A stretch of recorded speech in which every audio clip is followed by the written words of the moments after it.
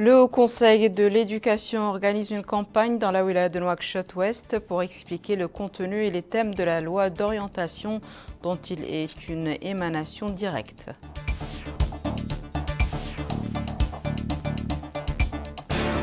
Lors d'une visite de certaines exploitations agricoles de la wilaya du Trarza, une délégation de l'Organisation arabe pour le développement agricole salue les efforts de notre pays dans le domaine de la culture du blé.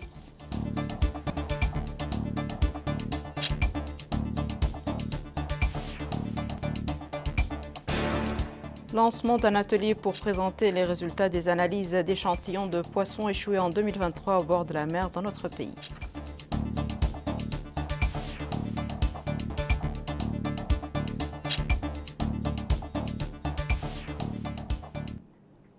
Bonsoir mesdames, mesdemoiselles et messieurs, très heureuse de vous retrouver dans ce journal.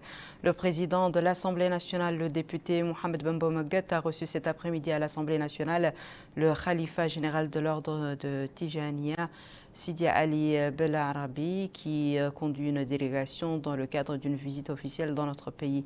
La réunion a été l'occasion de discuter du rôle de la Tijaniya dans la diffusion de l'enseignement de la religion islamique en Afrique et la propagation des principes de paix et de coexistence pacifique entre les peuples. Le président du Haut Conseil de l'éducation a tenu une réunion dans la wilaya de Nouakchott-Ouest.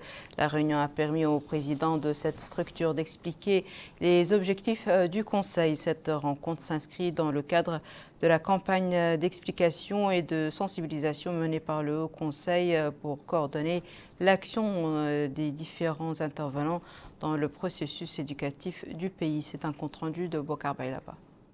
La réunion a permis d'expliquer les objectifs du Haut Conseil de l'éducation et les principaux axes de ses activités. Sa mission est de veiller au respect des grandes options éducatives de l'État et évaluer la mise en œuvre des lois et règlements qui comprennent des réformes et des directives relatives au secteur de l'éducation et leur conformité avec les politiques éducatives. Et dans une allocution prononcée à cette occasion, le président du Haut Conseil de l'éducation, Brahim Valloul Mohamed Lamine, a souligné l'importance de cette rencontre qui s'inscrit dans le cadre de la campagne de sensibilisation menée par la structure pour impliquer l'ensemble des acteurs dans le processus éducatif.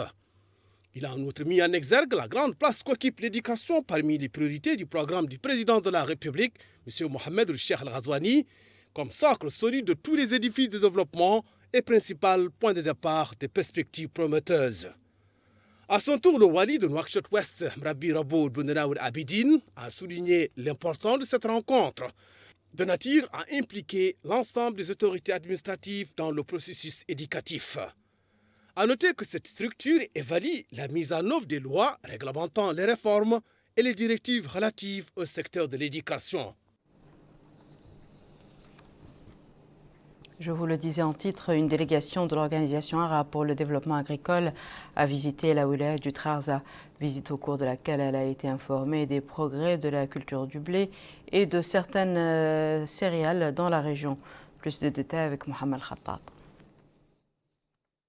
La culture du blé dans notre pays était au centre d'intérêt de la délégation de cette organisation. La délégation était accompagnée par le secrétaire général du ministère de l'Agriculture et du Wali du Trarza. La délégation a visité plusieurs périmètres agricoles pour voir de près les méthodes utilisées par les exploitants dans la culture du blé dans cette région du pays. Cette exploitation, qui s'étend sur des centaines d'hectares, est un véritable champ de blé. 200 hectares de la superficie sont réservés à la culture du blé. Ici, le propriétaire a introduit les matériels les plus ultra pour réussir son pari. Cette initiative n'a pas laissé indifférent les directeurs de l'organisation qui a loué les capacités de l'exploitant. Il a déclaré que cette visite lui a permis de voir de près cette initiative privée et personnelle qui enchantera tout visiteur.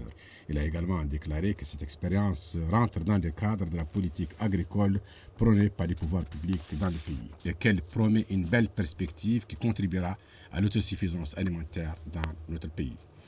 La délégation s'est ensuite rendue à Arkiz où elle a visité d'autres exploitations pour écouter des explications sur l'organisation et le fonctionnement de ces exploitations agricoles inaugurées par le président de la République, Mohamed Cheikh Al-Ghazouani, lors de sa dernière visite dans la Muqatta'a.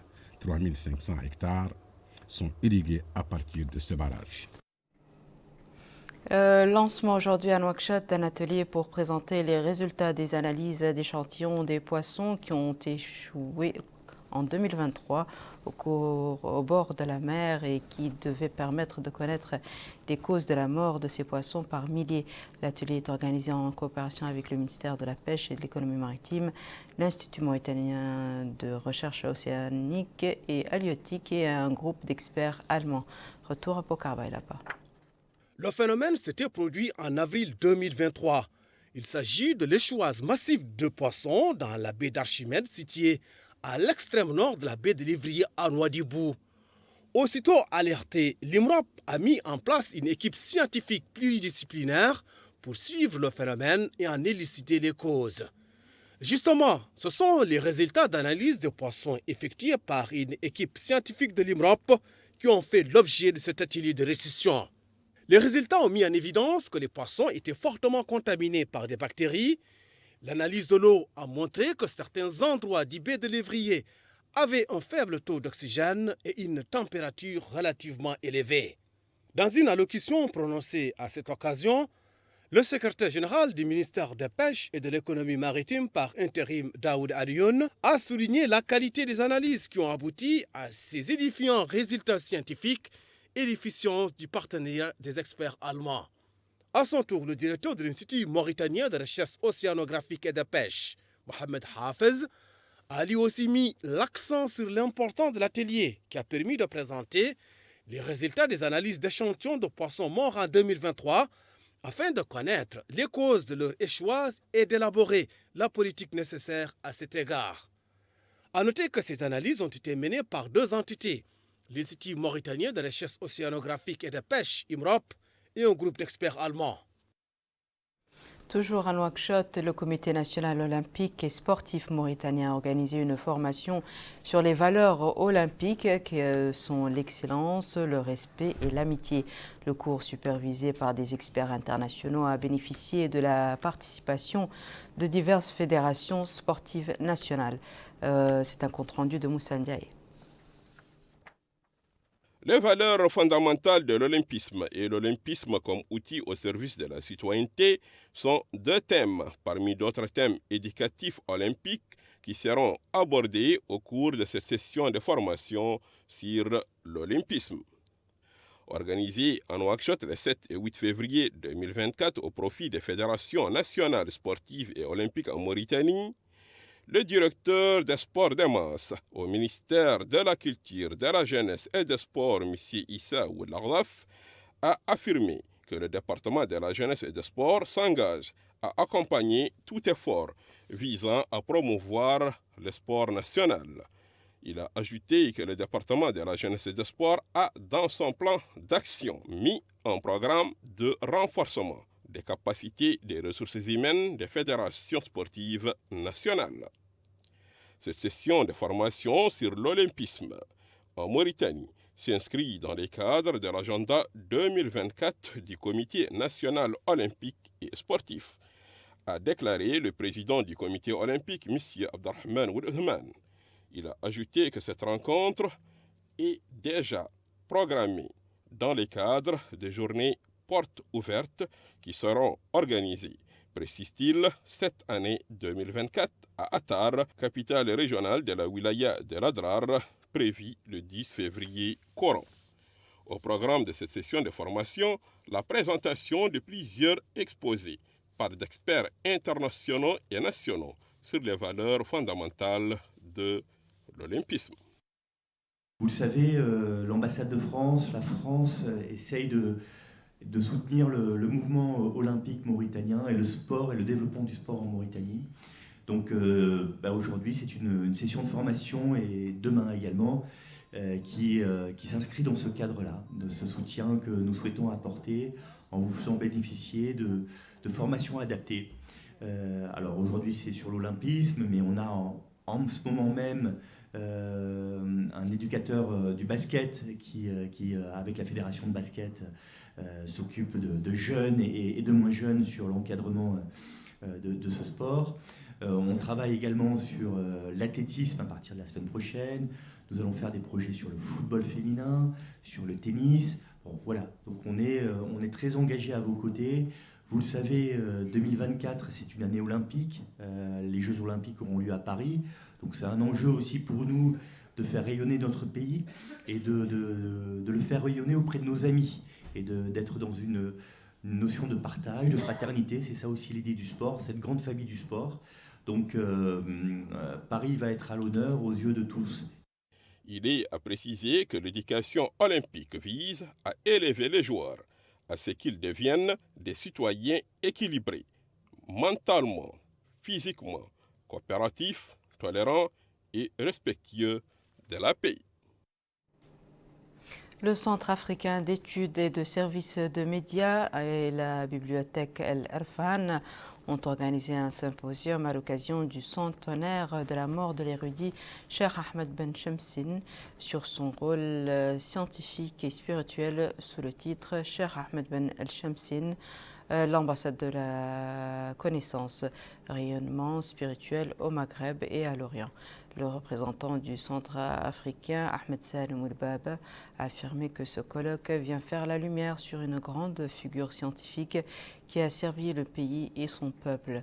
À son tour, le doyen de la famille de Cheikh Ahmed Shamsin, Cheikh Ahmed Mohamed Nah, a apprécié au nom de la famille la présentation d'exposés scientifiques sur cette personnalité scientifique. Le colloque a vu plusieurs interventions, dont certaines ont traité des aspects de la vie du cheikh. À Nouadhibou, le procureur général près la Cour suprême a effectué aujourd'hui une visite d'information au parquet de Nouadhibou et au greffe qui en relève ainsi qu'à la prison civile de la ville. L'objectif de cette visite est de faire le point sur les conditions de travail au niveau du ministère public et des greffes, d'identifier les situations découlant de la politique pénale et de renforcer les instructions y afférentes. C'est un compte-rendu de Mohamed Khattab. C'est une visite exploratoire des parquets à Nouadhibou que vient d'effectuer le procureur général près la Cour suprême, M. Mohamed Ould Mohamed Amin, en compagnie de son substitut, M. Mahmoudan Ould Ahmadou, et du procureur général près la Cour d'appel à Nouadhibou, le juge Cheikh Ould Mohamed Mahmoud. L'objet de cette visite est de rappeler les efforts déployés au cours des 3 dernières années en matière de droits de l'homme, améliorant considérablement l'image de notre pays au niveau international. Des efforts louables qui doivent être préservés et renforcés, surtout dans les domaines ayant trait aux crimes d'esclavage, de traite des êtres humains et de trafic de migrants. Dans les différentes étapes de sa visite, le procureur général a insisté sur l'assistance judiciaire qui doit bénéficier aux justiciables parmi les franges vulnérables, rappelant que des avocats ont été commis d'office pour eux.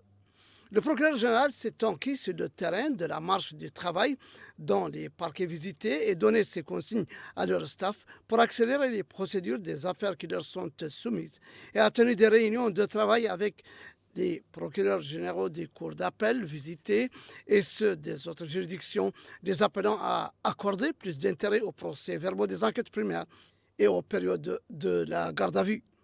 La visite a également englobé la prison civile de Nouadhibou, où il s'est informé sur les conditions de détention des détenus.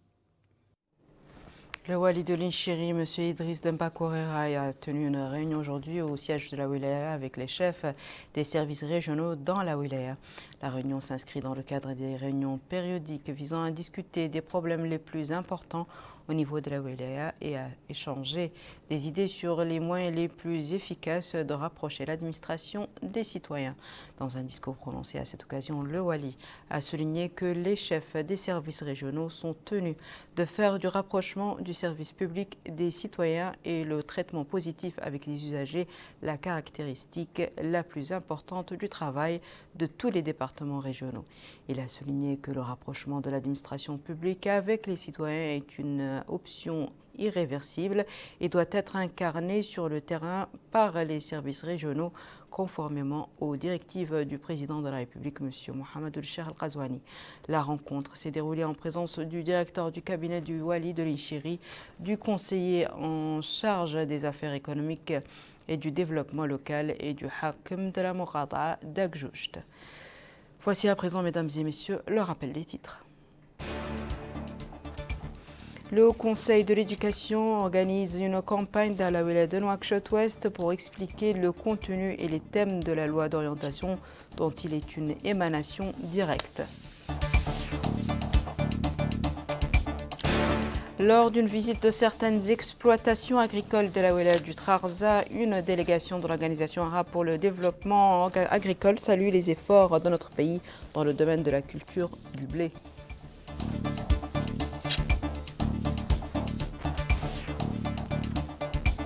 Lancement d'un atelier pour présenter les résultats des analyses d'échantillons de poissons échoués en 2023 au bord de la mer dans notre pays.